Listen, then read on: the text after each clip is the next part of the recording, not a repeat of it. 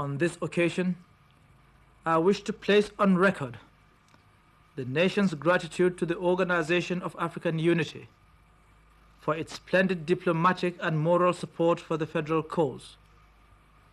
I thank particularly the chairman of the Consultative Committee on Nigeria, His Imperial Majesty Haile Selassie, and the other members of the committee.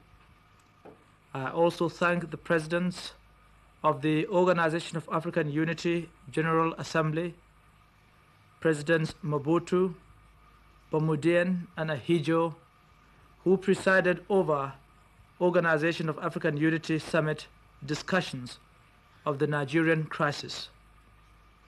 The enemies of Africa were restrained by the demonstration of such solid support. I thank the Secretary General of the United Nations, UNITA, for his understanding attitude towards our country's crisis, and the specialized agencies for their assistance. I also thank the friendly governments who gave us moral and material support in the darkest hours of our need. The nation will remember them as true friends. It is the desire of my government that our relations with them should grow stronger.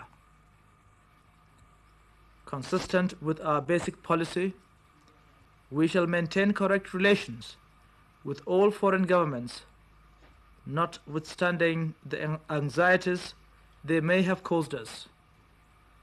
As we emerge from our greatest trial, we shall endeavor to work for peace in the world and for a better economic deal for the less developed countries of the world.